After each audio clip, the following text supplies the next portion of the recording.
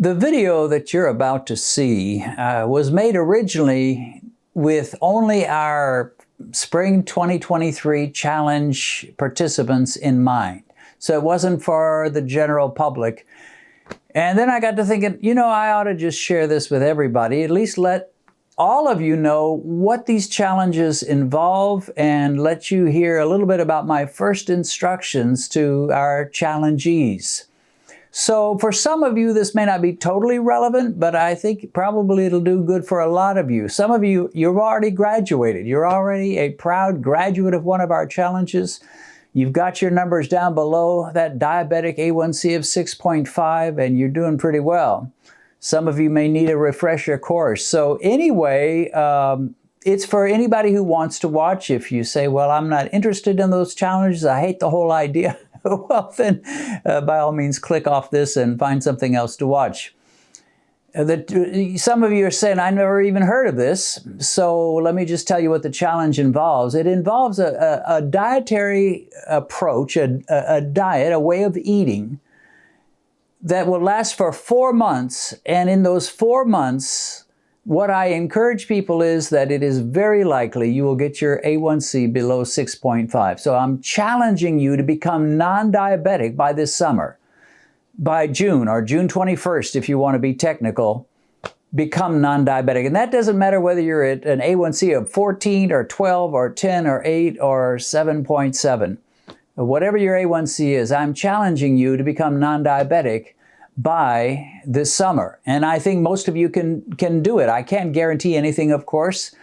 I'm not in the guaranteeing business, but based on my experience and my interaction with thousands of diabetics and all the reports that I get, I would say it is very likely this can happen for you. So watch this if you're interested, if you want to become a part of this challenge. Now, I know this February 1st is when it starts, and so if you're watching this a few days after, we're taking people that want to sign up all the way up to February the 14th. On the 15th, it's over and you can't sign up. It wouldn't be fair to you to make you part of this challenge when you've missed any more than about 2 weeks of it. So if you say sign me up and it comes in on the 15th of February 2023 or later, we'll put you in the next challenge, but you won't be involved in this challenge, so don't be shocked if you don't get emails. You will be getting emails from me, though, if you sign up before February 15th. And you will be given a menu to follow. And I'll explain a lot more in the video to follow.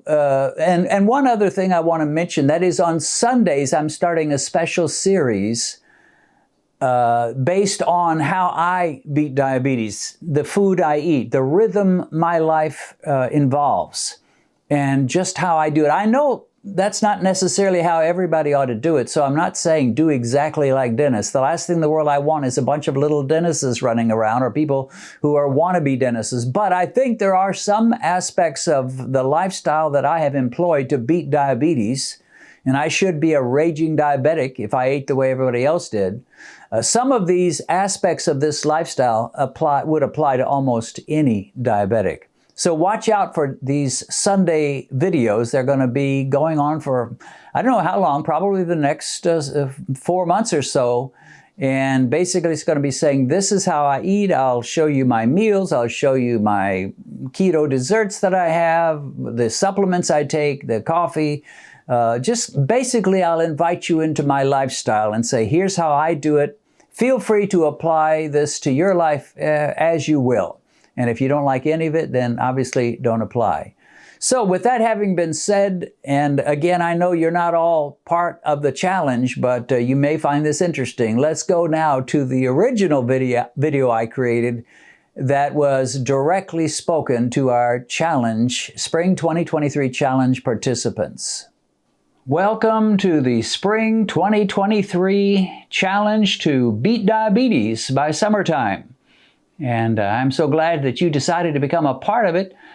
And I wanted to just say a few words about the whole program. I don't have time to go into a lot of detail, and a lot of it you already know, but let me just made a few notes. Let me just share a few things. I really believe the biggest concern about this program and this plan and this challenge has to do with the foods to eat and the menus that I provide. Now, you notice, if you've looked at them, that there's all kinds of links to different people that can recommend and show you how to make different meals.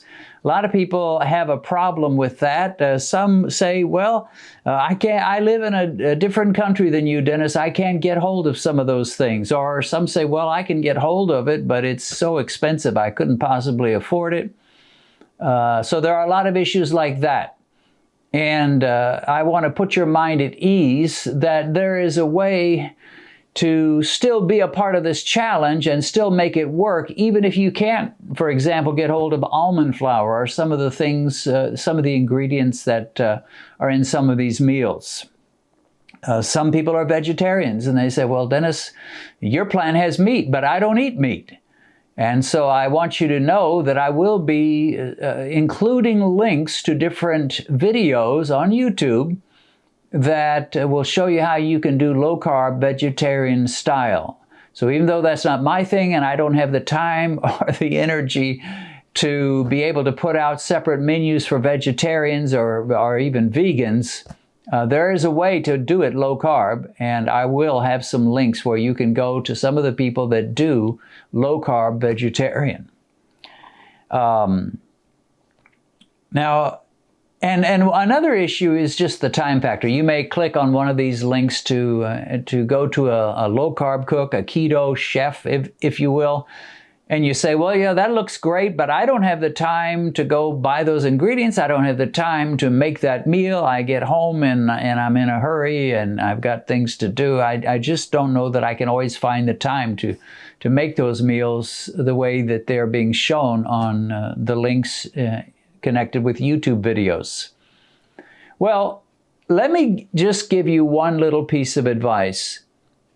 Any meat and any salad that doesn't have things like chips in it or croutons, any meat and any salad with low-carb vegetables will work. So anytime you see a menu item, a link to some YouTube chef or cook that shows you how to do it, and you say, man, that's just too big for me. That's just too much for me. It's overwhelming. I can't do it, Dennis. Well, the answer is any meat will work. Any salad, again, if it doesn't have high-carb items in it, will work. And make sure, by the way, with those salads, you don't have a high-carb dressing. So no Thousand Island dressing, no French dressing. Any dressing that tastes sweet is out. But you can have ranch dressing, you can have Italian dressing, and so forth. So, for example, you see a complicated recipe and you say, I'm not that much of a cook, I don't know if I've got a heart to do this. Then go get yourself a rotisserie chicken, roasted chicken, not fried chicken, because we want to be as low in carbs as possible. Some of us can handle fried chicken if that's about the main source of carbs, but don't you do it. You're on this challenge right now and you need to be very strict with yourself. So go get roasted chicken. Most every store in America, every big grocery store is going to have a rotisserie chicken. It's usually roasted and has almost no carbs to it. So get yourself a chicken and then make yourself a salad and you're good to go. Throw in some cauliflower, throw in some green peppers, throw in some broccoli or cucumbers. Different low-carb vegetables will work, and there's a big list of them, and I would encourage you to know what are the low-carb vegetables.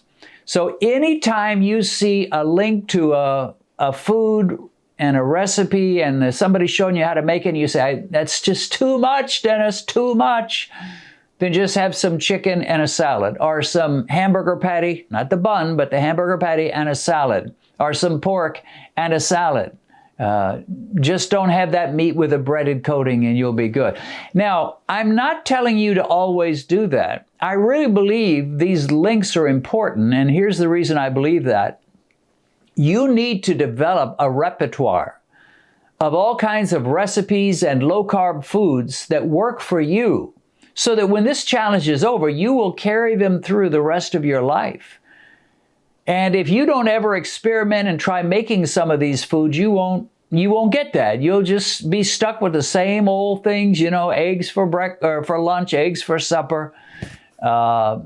hamburger patty, just basic stuff. You really need to branch out and develop. So I'm not telling you to always substitute. I'm saying as much as you possibly can, you go ahead and make these meals and try these different recipes that are being demonstrated on these YouTube videos that I'll send the links to.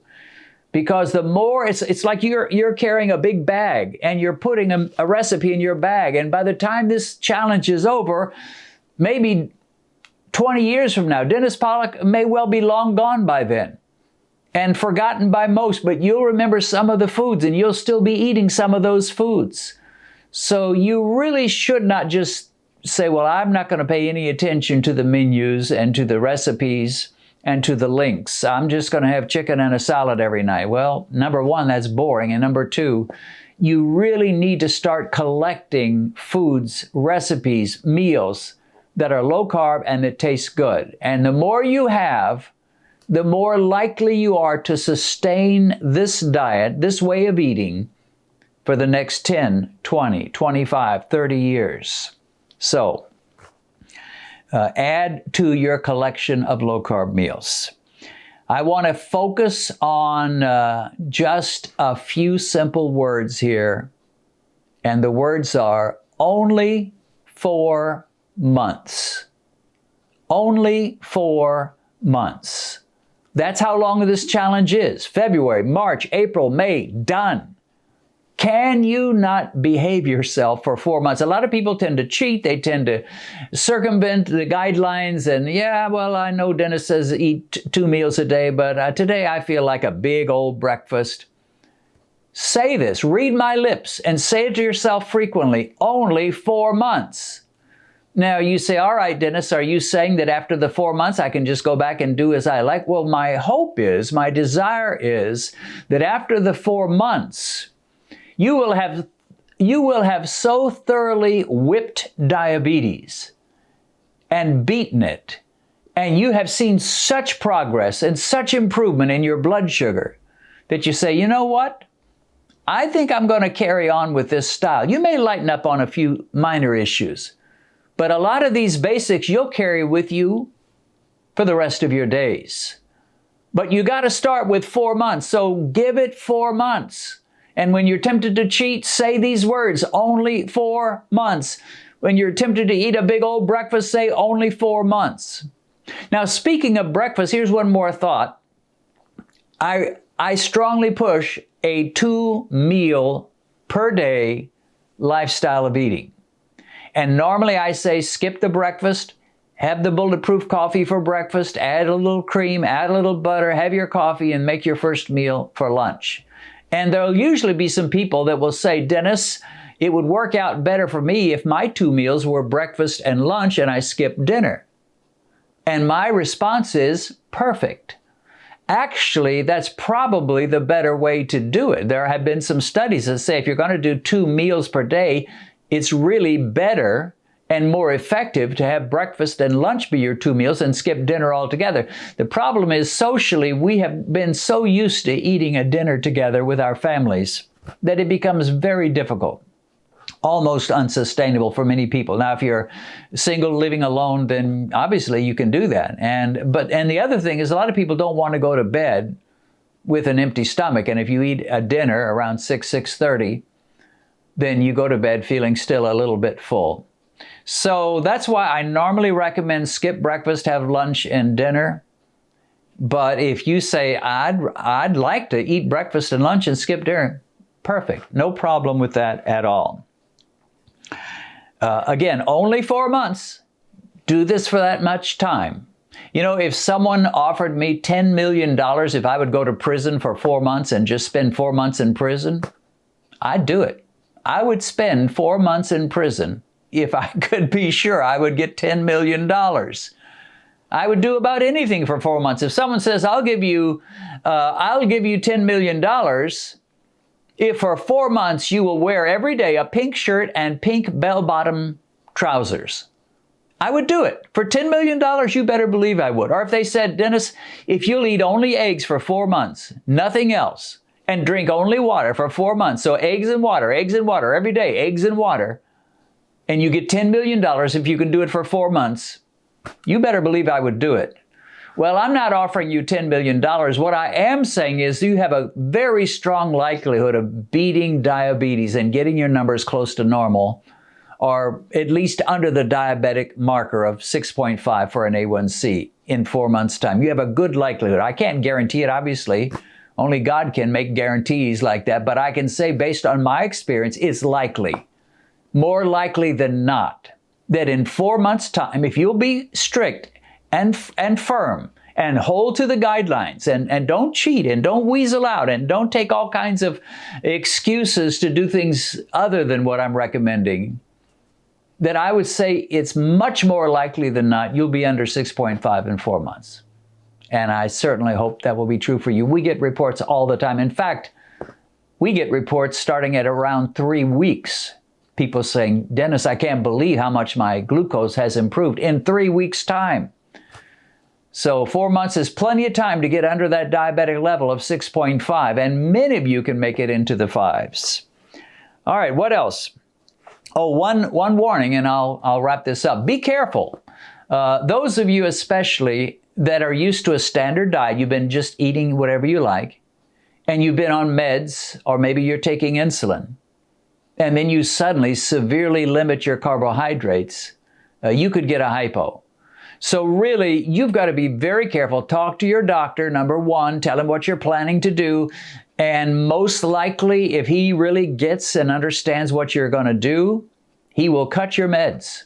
If you're taking insulin, he will cut your insulin. So by all means, if you're taking meds or injecting insulin, you cannot go as usual if you cut your carbs this way. It could be dangerous for you. So you're going to have to watch things. You're going to have to talk to your doctor. You're going to have to test yourself with the glucose meter frequently, especially in the early days, to see how this is affecting me and to make sure that you don't get a hypo, and which is a dangerous thing. So welcome to Spring 2023 Challenge to Beat Diabetes by Summer.